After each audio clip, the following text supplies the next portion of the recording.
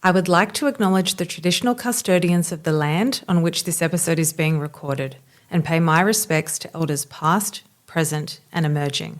I extend that respect to Aboriginal and Torres Strait Islander peoples today.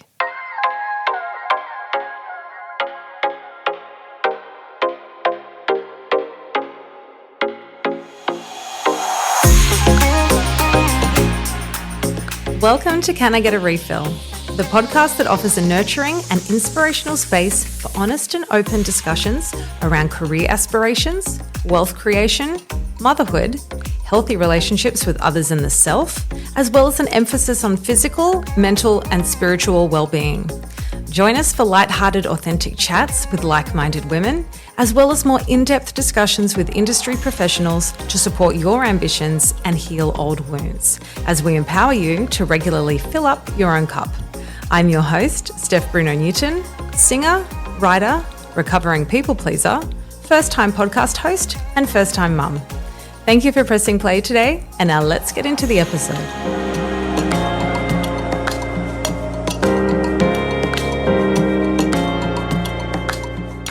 Hello and welcome back to the Can I Get a Refill podcast. We are joined again by a very special guest today, a personal friend of mine, Tamara Marshall. We used to work together at the wellness company, The Beauty Chef, and we both had baby boys on the same week in the same hospital in July 2024.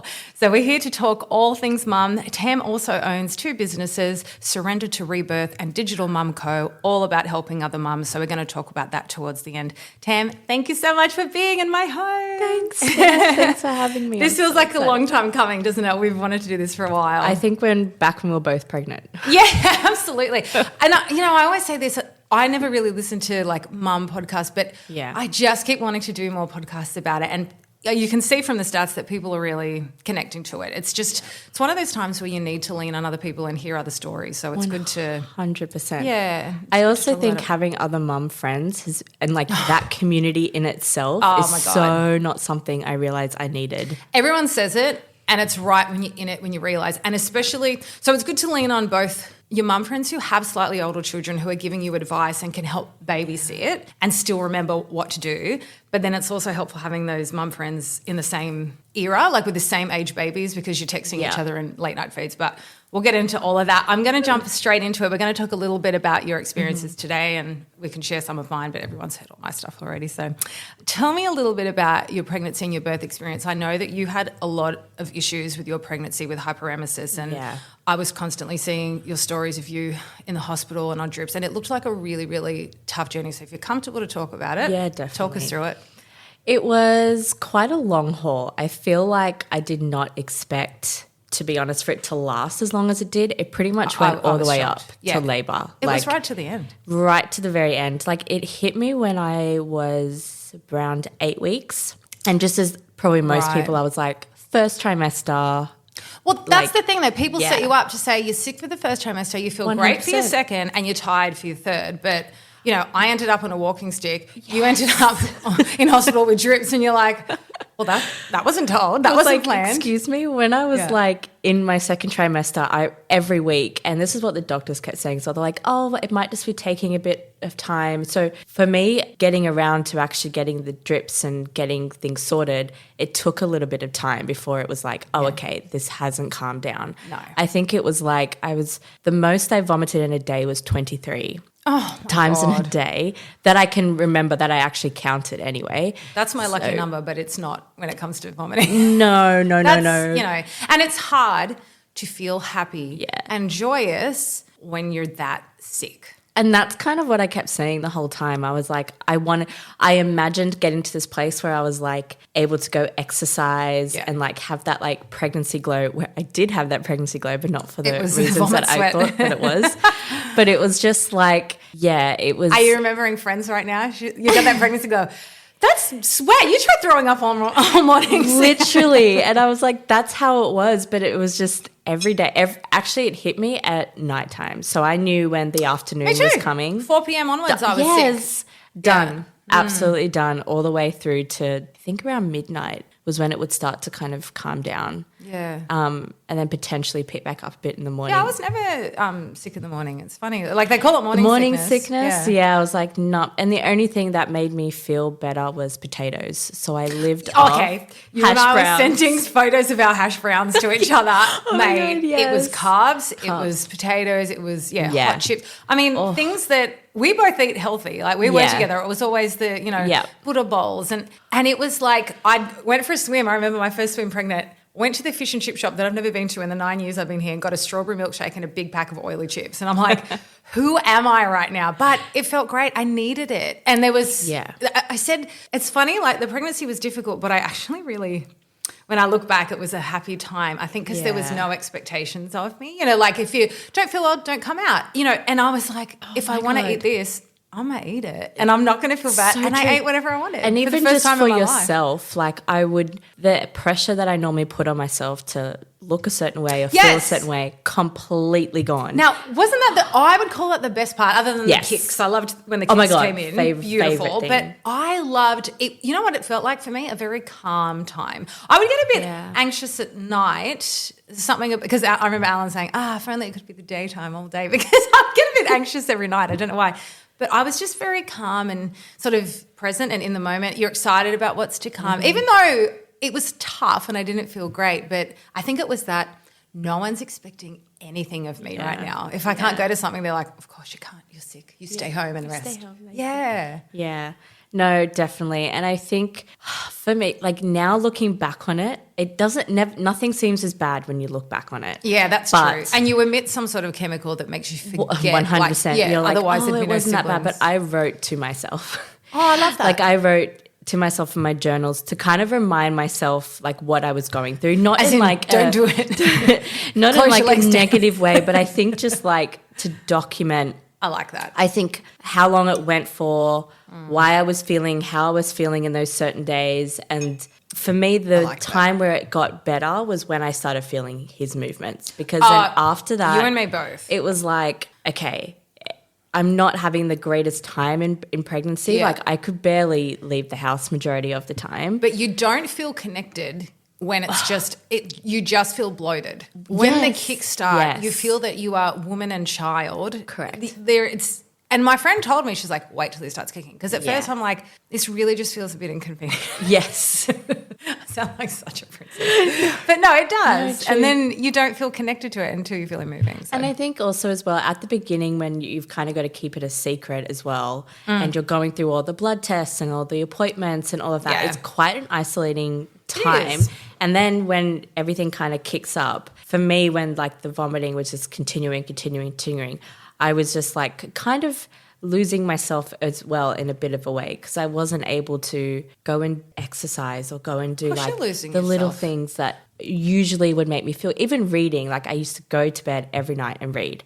But like looking at a book was like absolutely not. I was like that for a long time. So it was like, you kind of in the process of losing yourself a bit. I thought it's it huge. happened You lose yourself a lot. earlier than I was expecting. Like I was like, oh, for sure when I would become a mum, like things will start to shift. But it just kind of came about a lot sooner than I expected. Yeah. And I would imagine your experience was tougher when you're that unwell. With the hyperemesis, when did someone diagnose that, by the way? Was that early on or? No. It definitely took a while. Like as I said, like the doctor that I was seeing at the time, she kind of just was putting it down to like morning sickness. Yeah.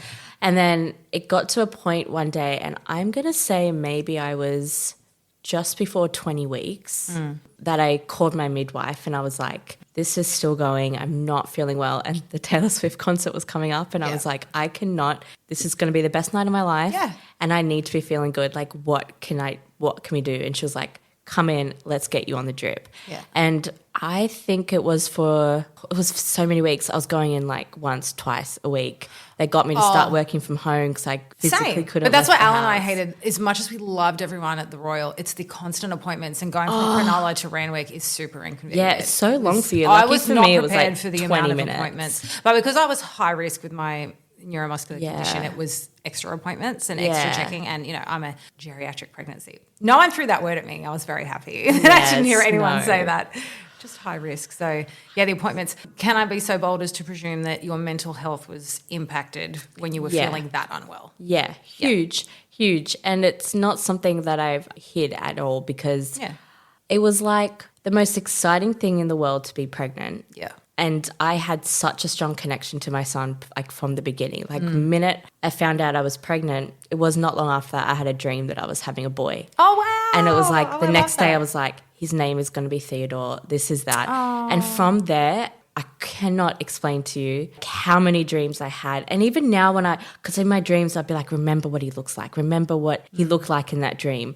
And then I would talk to him all the time. And even when I wasn't feeling well, there was like this connection of just like every appointment they would say, he's doing so well. Yeah. He's healthy. Yeah. He is good. That's what I said. Not he was good doing for great. you. It was me that was suffering. Yeah. And so at the same time, I was like, I would prefer this. Of course you would. Than anything else. Any mother would, even before you meet him. 100%. And that was like, I think like the first like almost like sacrifice in a way and the first shift of like, yes, my mental health's declining. Yes, I physically don't feel great, but the connection I already have to being a mum and to this little boy who I haven't even met yet just felt so much more overwhelming than what I was going through. Okay. I didn't until he started moving. But you wanted to be a mum.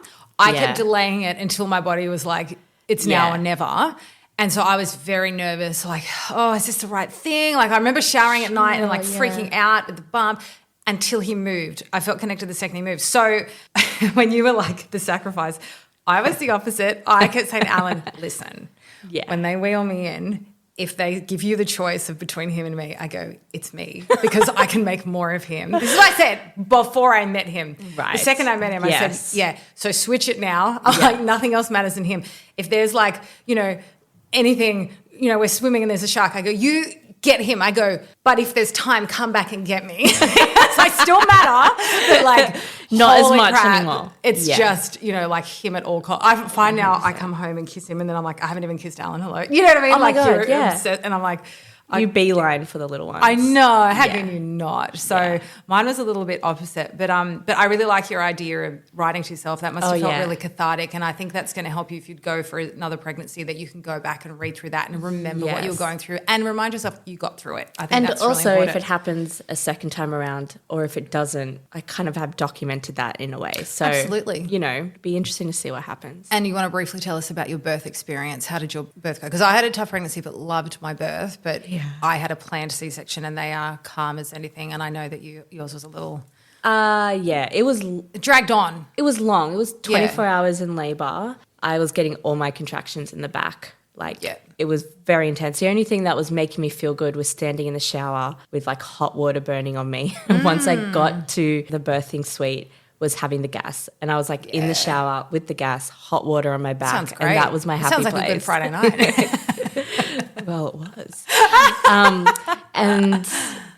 Then I got to like 7 centimeters dilated before I started like really screaming for the epidural. Oh, did you not want it or? I was just getting so close. Like every time they were checking, I was kind of like, okay, let's just see how this goes. Yeah. And then I was like, give it to me. And then after a few hours, like nothing had proceeded. So when they went to go check, it was like his head was stuck. So it was emergency C-section, all craziness from there. I just keep hearing it. All my friends, so many in the mothers group, everyone goes in for a natural birth and like 75% have been at least emergency C-section. I just feel like I honestly did not think I was having a C-section. My whole entire pregnancy, I just had in my mind that it was going to go a totally different way.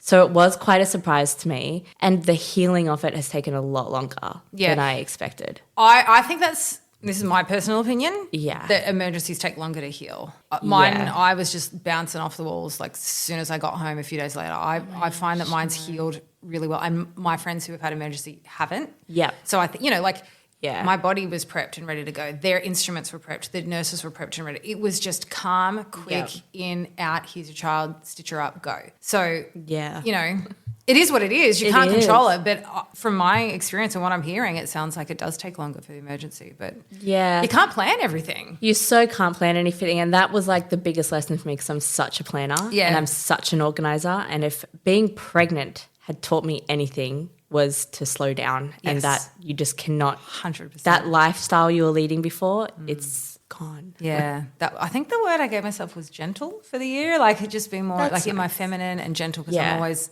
more staunch and being in control of things, and you have to let go. And scary and beautiful at the same time. How did you find the first few weeks settling into the new mum role?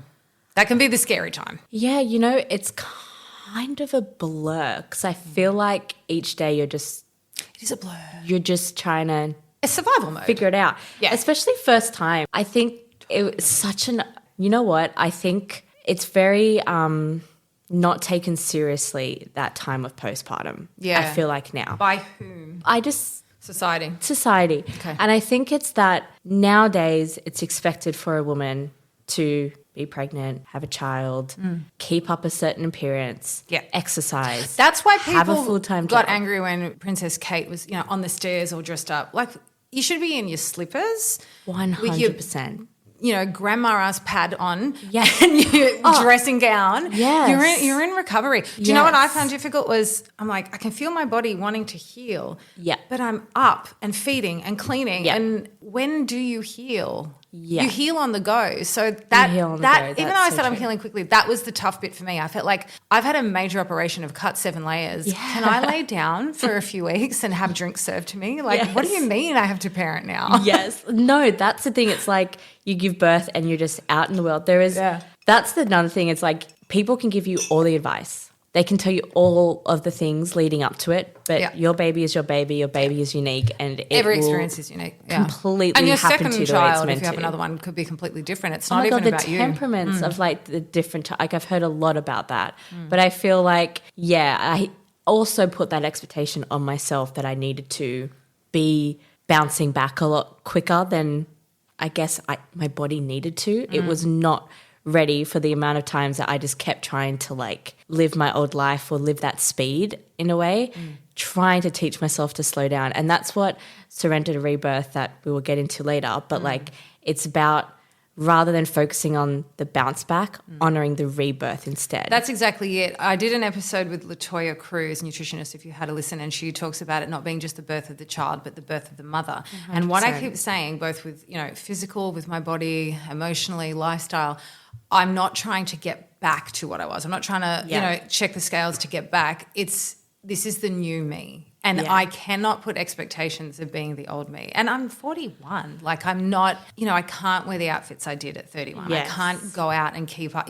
So when I catch up for friends, I'm driving and I'm having 1 or 2 drinks max if I want that, because I want to be fresh for my son when I get home. 100%. So everything's changed. Yeah. And if you're rigid about trying to get back to what you were, you're going to struggle with it. So it's sort of accepting that this is the new me. This is how my life is. And that takes time. I think it kind of comes second to learning how to be a parent. Yeah. I think that was like the first few weeks for me was being like giving my son the needs, checking that box first. Yeah. And then, of course, naturally you fall and your relationship kind of falls to the bottom of it while you're in that your process. roommates, you are so roommates. I said roommate this to my phase. bestie the other day. I'm like, oh my God, we are not connecting at all. No, but do you feel like now, like, because we're both in that 4-month phase postpartum, I feel like now we're back so to it. much more on top of it. Totally. Like the They're spark sleeping is coming longer. back. They're in their better. own bed. We're back to snuggling in bed. Yes. I've got my sister-in-law coming today. We're going to go have a movie date. Life is coming back. It's the new life, and we're incorporating Leo into it. But it is so adamant. I used to say to my friend all the time, please let me babysit. Please go on a date night. And before we had Leo, I said to Alan, we have to make sure at least, because we should be at least once a fortnight have a date night. Now I'm like at least once a month time together, because you have to honour that relationship. Yep, and that's like ideally how your relationship should be going forward, is still prioritizing that as much as you can, but in this new season of life, because if you're in a good headspace, if your relationship is thriving, your child's going to feel that as well. Yeah. What have you loved most about being a mum? There's so much. There is so much, but I feel like the person I'm becoming because of him has been a big one. I love that. I love like my days with him. Like, yes, some days are hard, and yes, some days I'm crying while he's crying and just trying to And then some settle. moments in the day are hard, and then the next moment is beautiful. Yes. It's so, when people say non-linear, it applies to motherhood more than anything else. Like that actually happened to me yesterday. I had a really good date with him yesterday, and I was like, oh my gosh, this feels like the day that I was daydreaming about. Yeah. But the day before, I was crying. Yes. Did you see the post I did with him? And I was like, yesterday was the best day. Like you smiled, you giggled. Because this was a few weeks ago when they first start smiling and giggling and the tears ease up and they're looking at you and holding your hand. And then the next day, it's always when Alan travels, I think he senses something's off here and he just cried and cried and cried. And I was just at a low point. I mean, it's very infrequent because Alan's here a lot helping, but it just hits you. You're just exhausted. You're underslept. And I was like, but instead of freaking out and being like, oh, I thought we'd turned a corner, it was acceptance of it's non-linear. Yeah. Some days are good, some days are bad. Some moments in the day are good, some are shit. But I was like, I'll do everything I can to make it better, but sometimes I can't fix. Like I'm doing everything. I've got your reflux medication. I've got you on gripe water. I've got you on Infocol. I'm burping you. I'm doing the bicycle. And sometimes he just needs to cry it out. So I'm like, I'll just hold your hand. I can promise you, I can't always fix it, but I can promise you I can hold your hand and sit in it with you. And that's also how babies are still, they don't know all these other emotions yet. They're figuring it out. The one thing they do know how to do is cry. With tears. That's it. Yeah. And I think that was a huge thing that I kind of was like, okay, all your needs are met. You're still crying. I'm just here and I'm soothing you. And eventually he'll calm down and everything is fine. And I'm like, oh, and in those moments I'm like, I've got this. Yeah. I've got this. Yeah. Like the moment kind of bounces back up and I'm like, he's allowed to have rough days. We all have rough days. I'm definitely enjoying this more than so I loved the first few days in the hospital. Holy crap, that oxytocin bubble, being with my baby, having all that help. Oh, the help. Holding him on me so tiny. But then the next few weeks were a little bit hard as you're trying to get into that. I am loving this 3 to 4 month period. Yeah. He'll be 4 months on Tuesday or on the 19th. But I'm really loving this phase. Yeah. And it's like a real little human with a real little personality interacting with me. And he's just like, like my play date. Like I love going out and spending time with him during the day. It's the best company. Now. Yeah. So, and I did say that. I did say, I'm not looking forward to the newborn. Like give me a toddler and I was like, oh, I'm really loving newborn. I was surprised, but this is a magical time. Yeah, I would say the 4 month mark. Yeah. You're getting more sleep. Now, I'm just like, we've kind of gone past the 4 month sleep regression now or that. Great. Time. I feel confident as a mother. I'm now starting to that's go a good point. out You again. trust your abilities a bit more too. You don't second guess yourself. You're like, I am the captain here now. Like I went and did 2 yoga classes last week and I felt like $1 million. When I was there, I thought of him the whole entire time. Yes. But I was like, we're going to do meditation now. And I was like, you put time into yourself. You filled up your cup. I did my first reformer Pilates class yesterday since before being pregnant and felt amazing. Yeah. You and I went to the Friends experience a few weeks ago and it was the same thing. I got on the train into the city and I find it hard to leave the house and leave him. I find it so hard. But when I do, I always enjoy myself. I got on that train and you and I caught up and we were like, I felt so joyous when I got on the train. I brought a book and I just wanted to look out the window and listen to music. I just wanted to be in the moment. I felt my body ease. I've had a lot of neck tension. It's because you're on call. 24/7. Is that him? Someone's Is that him crying? On you all the time. Oh, I was reading in this Self-Care for New Mums book, there's something called Touched Out where you can feel. And I love touch, but that makes so much sense. You have someone on you 24/7, especially if you're breastfeeding. Yeah. Sometimes you don't want to be touched. Sometimes you want, it's like an energetic thing. You want your body to yourself. Yeah, like for me, I've definitely experienced that touch out thing. I saw a lot of TikToks about it. I've also got 2 little dogs that even when I'm having my me time, they're like, needy. Oh my God, mum's free. I'm going to go sit all over her now. And sometimes I'm like, I just need to sit. There is nothing wrong with just wanting to be Tam or just wanting to be Steph. And I love my time to myself. And I get hear the phantom cries and I'm in the shower. Oh and my gosh. I adore being with him, but it's relentless of what do you need? And I race around the house. I can feel myself a bit on edge because I'm trying to preempt the tears so the neighbours don't hear any tears of I got to get the food ready. I think he's about to cry. It's relentless. So when I was on that train ride, I was like, oh my God, my body physically dropped and relaxed and I felt so good. And you know what? It is so important for those moments because you're refilling and once you get home, you're just like, I'm back. Yes. I'm back. And you come back happy. Even just getting an extra hour sleep and I had a friend went to come over and I was like, I am tired. Saw Leo fall asleep on his cushy on the couch. And I was like, right, that's it. Dropped on the couch next to him, slept for an hour and 10 minutes and felt amazing. I just needed it. And on the other side of that, what have you found most challenging being a mum? Not the pregnancy, but being a mum. Is it that relentless schedule that we were just talking about? I would actually say breastfeeding for me. Oh, yes. When I was pregnant and people asked like, oh, so like, are you going to breastfeed? I'd be like, yeah, I'll breastfeed. No drama, full stop. Like there was no further like, I guess, education or discussion around breastfeeding. I don't think it was covered enough. No. Yeah, I don't feel that in those appointments when you're checking my blood pressure 24/7. Yes. Can you tell me a bit about breastfeeding or how to swaddle a goddamn child?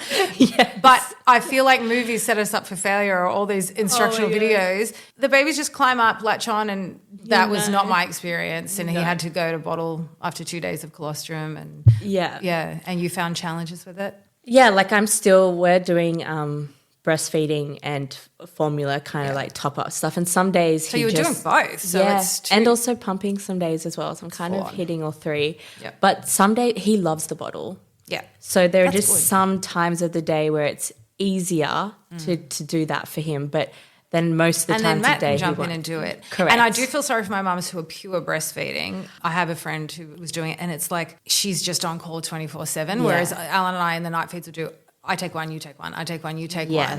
And it's been a great way for him to bond with Leo, but it's just been that time where I can rest. Yes. And I just don't understand how women are meant to rest if they're breastfeeding and doing all the feeds in the first few weeks when they're eating like every 1 to 2 hours. Yeah, I was for up until 8 weeks, and then he kind of went through this phase where he just wasn't vibing being on the breast anymore. Wasn't vibing the boob. And maybe he's an ass man. So maybe. It was so stressful. It sent me through a loop. I so did not expect that. He was so fussy, and so we did have to move to doing some bottle feeds while I was pumping, and then he just randomly was like, I need the boob multiple times a day, please. So it was feels like soothing for them too, I believe. Yeah. And then if you're not if he wasn't taking those feeds for me, then I would have to be pumping. So it was like it's only just stopped pumping like last week. So now we're just doing that bottle. They did that once and I was like, oh, get that thing off me. It felt alien. Whereas when the midwives were manually squeezing colostrum out of my inverted nipples. So, overshare. I know no men are listening to this anyway. It's fine. No. It's all good. Alan's like, I feel like I should leave the room. It didn't bother me at all. Now, I am open. I'll walk around naked in front of anyone, but when it comes to my breast, even Alan can't touch them unless we're having sex. It's a real erogenous zone for me, and I'm very sensitive. I actually feel really like I would feel upset if anyone touched them. It's a real personal place for me. Yeah, right. When the midwives are doing it, it felt great. It felt lovely. I didn't feel weird about it. When they put the machine on, I was like, get that thing off me. Yeah. It was awful. It's not a great time. It's also insanely hard to schedule in time to pump. Yes. Especially if, you're looking after the child full time. Yeah. You are breastfeeding or like trying to get the formula stuff ready. Like that is a full-time job in itself. And is your partner working a lot, like a 9 to 5? Yeah, full time. I'm lucky that Alan will go out for a couple of hours, pop back for a couple of hours. And I'm like, I don't know how I would do this if you were just out like 9 to 5. Yeah, I would find that really, really hard. That's good that you say that about breastfeeding. I feel like that wasn't warned enough, and I hope that all the expectant mums out there take that on board and gather as much info as they can, and don't put pressure on yourself. You know what was great about the breastfeeding for me?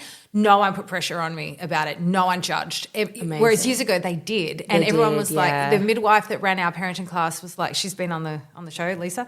She said, Steph, the best thing for your baby is a happy mum. If it doesn't work, pivot. So there was no pressure on me, and I loved that. Yes. Because I definitely even the birthing course we did, they did not cover breastfeeding. I asked. I was genuinely asking questions. That's something I would definitely... I think they should cover it more. I think midwife appointments. Even like an actual course or just something that is there were courses available. I decided not to do it because I knew I wouldn't be able to because of my nipples. None of that came across me at all. So we went to the same hospital. But these midwife appointments, they should be talking more about practical stuff like that, because you go home and you're like, what do you mean I've got to do all this on my own? Where's the help?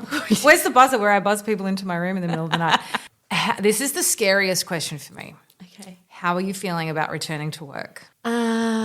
Pretty terrified, actually, I would say. Not in I don't know, I think just the thought of leaving him it scares me. Even scary. Being away from him right now, I'm like, and this is just a couple of hours. It's hard. So the thought of it's emotionally hard. Oh my God, I've still got a few months to go for me, so that's a good thing. But I just, every time I think about it, or I think about him going to daycare, or I think about someone else getting to spend their day with him, I'm like, that's not fair. I want it to picture your partner. If you pictured another woman hanging out with him all day, I'd get the shits. And now I feel the same way with my son. No, actually, that's so true. Put it this way. I'm back at work in less than 2 months. Love my job. Love when I was pregnant or before I was pregnant, I was like, I will want the shortest maternity leave. I know I will want to go back to being Steph. I do agree with that to a certain extent. As I said, once I got on that train, I was like, I can just switch off and be Steph again. I love to mix with the girls. I don't want to be on my own too much. I like to have that balance of talking to people. I like to be back to a full-time salary where I'm not like, hey, can I have some pocket money? I want to buy a fishbowl. You know what I mean? Like, it's more independence. Yeah. But I'm feeling a little bit better about it now, but a month or so ago in the middle of like late night feeds, I remember crying on his little bald head and seeing my tears fall on his head. I was like, I love you too much. I cannot leave you. I'll go through it. But the good thing is that I'm seeing friends all feeling that way and all enjoying it once they return to work. So it's logistically hard. It's expensive to get childcare. Oh my gosh. I don't want to miss anything. So I don't want to miss any moments. And Alan said, I'll just lie. If he takes his first steps, I will lie. Just pretend that he did the first Never time seen that before. Yeah, that's brand new information. So I'm struggling with it a bit. I know I asked you the question, but I'm jumping in because I'm going back first. I'm struggling with it a bit. Yeah. And I also know I'm going to enjoy it. So, and I've got, a nice hybrid work environment, a very flexible work environment with lots of women saying, trial this, come back part-time. Once you go full-time, if it doesn't work, we'll pivot. So that, no one's making me feel pressure. It's just financially I want to be back in full-time work, but it's tough. It's so tough. I'm not ready to even start thinking about it yet because it's just I don't think you'll ever be ready. But I also don't think anyone would. I've only just started to be in a place where I'm enjoying it. I feel I'm like out I just of it. met him. Do you know what I mean? Yes, I do. Those first 3 months were it's such a blur to me now. It's such a month blur ago, to me. My workplace was contacting me. I'm like, what do you mean? Let's discuss my return to work. I just met this child. This is too soon for this conversation. I've still got 6 months. It's just it's gone by in the blink of an eye, quicker than I could ever imagine. Don't you feel like pregnancy just went on for 100 years? Yes. And now this is flying and I'm like, hang on a second. God, yes. Hang on. But that's why I worked right up to the end. I was like, no, I want to save my maternity leave to be with him. So I'm glad I did that. But you know what? Another thing I'm very glad I started this podcast during pregnancy. It was a good way to test the waters of having time away from him and keeping up part of my identity because I've always been that person. I want to keep a little bit of Steph there and not give myself over fully. But I miss the crap out of that kid when I'm away. I'll be FaceTiming. I'll cry. When I got a dog. Oh my God, that first day. I cried when I had to go back to my first work shift when I first got a dog. I just cried the whole train ride into the city. Just ridiculous. What would be your biggest piece of advice to first-time expectant mums out there before they embark on their motherhood journey? Probably don't expect anything from the day. Let it reset. Oh, I love that. I thought you were going to say trust your instincts. I feel like that's always the advice. Definitely, but I just feel fantastic. Just because one day or one night was a certain way, it doesn't mean it's going to be like that the next day. Let it reset. Best advice. So many people said that to me and I felt such comfort in that. And even now I'm like, so much of it was temporary and so much of it I miss, or I'm like, oh my gosh, and so much of it was so much quick. From that. It goes so quick. Yeah. You think you're in this phase where they're super fussy and there's just all this stuff going on, but in a blink of an eye, suddenly they're learning to laugh and they're smiling at you, and it's just in such a different phase of time, all of it, honestly. So just each and every single day, just be like, if it was a bad day, tomorrow literally is a brand new day, and allow it to reset. That's so perfect advice. When you said laugh, it just reminded me of what my favourite part has been. Yeah. And there's been so many, definitely the laughing and the smiling. But now that we've got his big boy bed that I just showed you, and there's slats, and so I'm sleeping. I've switched sides of the bed with Alan so I can be closer to him. And I wake up and there's these little eyes staring at me through the slats, and then he goes, and does this big smile, and I wake up to this smiley face, and I burst out laughing the other day and tapped Alan going, oh my God, look at this smiley face looking at me. He loves this bed. It's been the best part of our life. To wake up, my favourite thing, hands down, is being there when he wakes up, when he first opens his eyes. It is like, all the mums in my mum group have agreed, it's like Christmas morning. I like race, get on my knees and get on his level and just to see him open his eyes. And I saw something online the other day saying the baby will look to the mother's face to decide what mood they wake up in, like, oh my gosh, like if a child falls over, they look at you, and if you react like they'll cry, and if you go, you're fine, they don't cry. And it's the same. It's like I really believe that he opens his eyes and thinks, if this woman's smiling at me, it's a good day, it's great. And it just makes my life, and picking him up and having a little cuddle, like occasionally he'll wake up and realise he's starving and do a few tears, but the smile when he wakes up. And they're like all stretchy face. They're like, I love that. Our like baby monitor, it starts like recording if there's like any movement. And so like even this morning, like I go in and I was like, hello, my darling boy. And like I'm taking him out of the swaddle and everything, and he's smiling at me. And then later I saw that there was like, it's recorded. And I'm like, oh my God. Tam, keep that forever. I went through and kind of had a look at the mornings and just started downloading them because I was like, oh my gosh, I can keep this now. Real. And show him when he's big. That's beautiful. Yeah. So that was an unexpected thing. I didn't know that it was doing that. So now I get to like see the mornings of how he like smiles at me when he wakes up. It's absolutely the best part. The other best part is the contact napping, the little koala on my chest. And just looking back how big he's grown. And I said, I know he's big because now I got to tilt my head up to have his body fit. And he's like, not understanding why he's not quite fitting like he used to, because he's so long. He's like my torso. And I feel like I will miss that the most. Mind you, my niece is 5, and when she gets sick, she still does that to her mum and just wraps her legs around. So cute. You know how you'll never know the last time that happens? Yeah. I keep wanting to cry. So I heard someone say this, I am so going to cry thinking about this. So there was older women, when they asked them on their deathbed, what did they miss or what would they want to redo? And they said, hold my babies as a baby again for the first time. And I just cry sometimes when I'm holding him, thinking when I'm 90, that's my goal, to get to 90, because all my grandparents were in their 80s. I just want to do one up and shit and get to 90. I will think back and, I might be looking at like a, 60, 50-year-old son. Yeah. Oh, yeah, he'll be 50 because I'm so old. But anyway, I'll be like picturing him as a baby on my chest and think. So I try to be in the moment and really burn it into my memory, because when I'm on my deathbed, I want to remember that was I'm so going to cry. I have to stop this chat. It's just the most beautiful. 100. You know what? And also something I thought about recently is like, especially for the newborn days, like we took so many photos but not enough videos.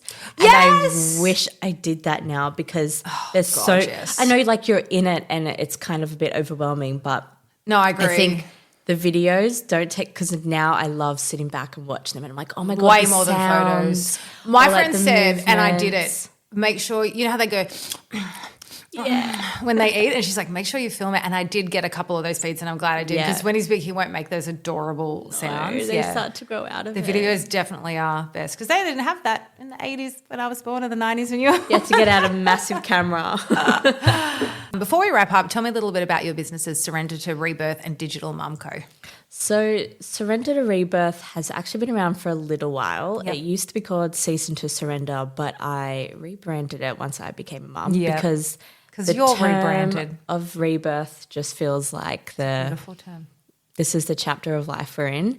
And it's going to be based around different yoga flows and different classes for like different stages of motherhood. So whether you're going through fertility, pregnancy, postpartum, and then even kind of like the busy mum life, just trying to get in a bit of stretching, a bit of you time. Yeah. Well, that's what we're discussing, the most important part, and that would be my advice to mums, is to carve out you time, even if it's 10 minutes a day. So having something like that for them to lean on is really vital. Because I find that's where I kind of reset, is by stretching, having a bit of moment to myself. Well, you also hold emotions in your body. So when I get down and do anything hip related, oh my God, do I feel the anxiety release. Yes. Yeah. It's going to be, there's a lot of things that I want to do with it, but for now I'm sticking with my yoga side of it. Beautiful. But it's all going to be around not focusing on the bounce back, focusing on the rebirth. Like, I love that. Is the main, it's a space for mums. That's perfect. Yeah, I'm really excited. There's a few yoga flows and things are going to be kind of coming out around the Feb time frame. So Perfect. I'm in the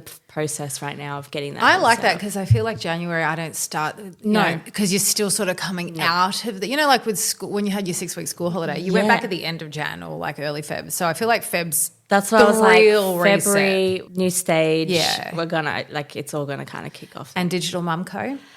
That's a new one. It's going to be an agency basically where I'm going to work with small businesses. Perfect. And also for mums to be able to come on board and kind of get a little bit of jobs that they can do to help with this time of either mat leave or going back to work where they just need a little bit of, admin or website assistance, whatnot, and helping those small businesses also grow as well. Amazing. So it's like a virtual assistant platform for mums. Yeah, I might have some clients for you already because I'm talking about that with my mum friends because you want to get back into work but you don't want to necessarily leave your baby. So it's just you just a little need to something juggle to kind of like get the brain going, get a little bit of money going. Because you're not the same person. You can't just bounce back to a full-time job in an office. And I didn't really seem to find anything out there that is specific for mums, at least around here anyway. So well, jump in the show notes because I've got everything linked there for everyone to find that. I want to end before I ask you something you're doing to fill up your cup by giving new mums a few recommendations because this is really good. There were certain things I wish I knew. Like I bought some musical chairs and it didn't necessarily go in them. There were just certain things like the swaddle zip up thing. Leo would not be in any sort of straitjacket looking thing. So that was a waste for me. Everyone's different. Pure Baby has been my absolute favorite brand. I feel like they're really it's in the middle. So they're gorgeous looking outfits, but not like those ridiculous prices. They're sort of in the middle. So if he's going out, I've loved Pure Baby. And I think it's Jack and Millie is the other brand. I was showing you when we were in Maya. Cute outfits. What he was wearing today. Yeah. Yes. Pure Baby onesies have been the best because everyone always says get you Bonds Wondersuits, which I love too because you've got to have zip. Like try and avoid button. I've got a lot of button outfits, but you want the zip and especially overnight. Bonds were good, but I actually loved Pure Baby the most, especially when he was small. I thought they were just a bit of a better fit. And if you're having a winter baby especially, get the ones that have the feet in it or the things that overturn. If you're getting long sleeve onesies with no feet, they're a waste of your money because you'll end up having to try and get socks. It's ridiculous. So get your full feet onesies. And I think we were talking about this the other week of like onesies, none of this top and bottom business. I really struggle and friends have bought really cute things, but it's just Alan's like, I'm not doing it. I'm not pulling pants on this child with his legs kicking out in the air. No. Pure Baby onesies, but Kmart do like a 3-pack for $18. So anytime we're at home overnight, I'm always like, stop doing cute things when you're in your cheap outfits overnight. And I'm filming you in your cheapo outfits, all the hand-me-downs with like all the pills on them. But I have all these nice outfits, but it's only like when we go out. So Pure Baby onesies and Kmart 3-pack for $18 for overnight. Kmart wipes to me were way better than the Huggies ones. So it's like a box for $8 and they're the ones with little animal prints on them. Yeah, let's try Oh my God, best wipes because they're really... I have to say moist. They are moist. I recently got this $9 Kmart seat to go in his bath because Alan holds him and I wash and he's like 7.5 kilos and it's really heavy to hold. He is loving this little seat of sitting there now. $9. I like to avoid plastic where I can, but hey, when you're a mum, you don't really think about that stuff as much. It's like survival. You're in survival. That's been the best. My number one purchase is the Cushy Lounger, Cushii. He has sat in that every day since he's been born, and he's getting big now, but it just holds him up, and because he's a reflux baby, it's elevating his head. It's a way for him to lie down but have his head elevated. It's like $179 or something, the best. And also the carriers. I mean, the carrier was very expensive, but I live in mine. He only has tantrums around 8 p.m. So what we do is we put on TV and I put him in the carrier because he's too heavy to hold now and just walk up and down the living room and he's asleep. We're going on a walk and he's antsy in the pram. Put him in the carrier. He's asleep. Lower him back into the pram. 5 minutes in that carrier and he's asleep and I can lower him into anything. Best money. I think that's all I had to say. And also I said it in another thing. I like Sydney Cummings workouts if you don't want to go to the gym and you're not feeling comfortable. Literally entirely free content, half an hour workouts, 40 minutes, hour workouts. And she's pregnant in a lot of them, so I'll type Sydney Cummings pregnant and then just do them or do the other workouts and tailor them to how I like. Absolutely the best. Are there any things you wanted to add? I know I didn't ask you to prepare any, but if there's anything you know what my thing is that I've used every single day and I actually will buy a second one is my nursing pillow. Okay, I had to give mine away because I didn't breastfeed and we ended up sitting on the couch. But yes, vital for holding him up. We move it around room to room. So I kind of wish I have one in the bedroom, the one for the living room. But why didn't I save mine to give to you? I gave it to Vinny's. that is my ride or die. And I got one with a removable you can cover just throw in the so wash. You can wash it. But she's my ride and die. Oh, that's awesome. Love her. Speaking of washing things, do you find his hair comes off? And then I'm like, it's like a little old balding man when I touch all these little hairs. And now it's starting to grow back. It's super, super cute. All right, let's end by asking you, my friend, what's something you're going to do in the next week to fill up your cup? Ooh. I've only just started going back to proper exercise. Yeah. And carving out that time. Yeah. Because I'm just a better person after a workout class. Mm-hmm. Theo and I, it's a Theo. Yeah, I know. The similarities are relentless. We did a mums and bubs Pilates yesterday. I was so nervous to take him. I love that. I was just nervous around all it. Other mums. Yeah, and you know what? I had the best time. And he was restless before, and I had to put him in the carrier, and I did half the class with him in the carrier. And I do really half my feeling it circuits today. holding him, yeah. But you know what? Afterwards, when I put him down, and he was giggling and rolling around, and I got a workout in. And afterwards, I was like, oh my gosh, that was so good. Aren't you happy you pushed yourself? Yes, and I was putting it off because I was nervous having to do that, and we had the best time. So this week, I'm gonna go to that class again, and I'll take him. And I want to try and go do a weights class or something by myself this week. Just starting by doing one, and we'll see what happens. Yeah. Do you know what? You need something to keep you accountable, I find, because I had been putting off doing the Pilates classes because my best feature were my abs. I had the strongest core and it's just not the same at the moment. Yeah, so she gone.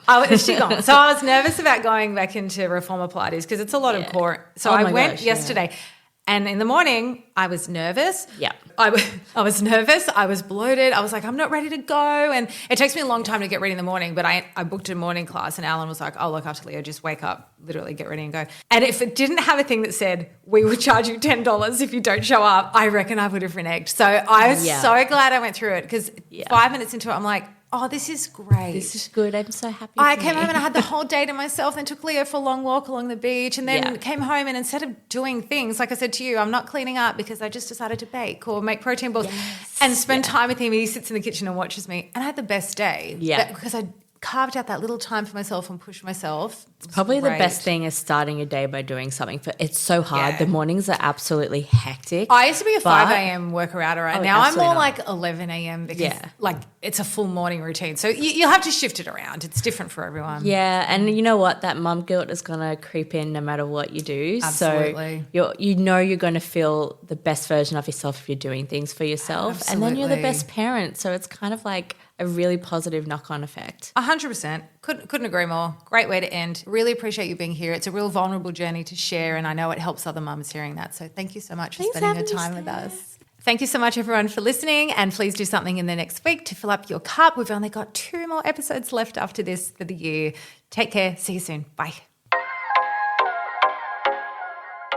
There is no resource more valuable than time, and I thank you for spending your time with us today. Your voice is so important, and we would love to hear which topics you would like discussed in future episodes.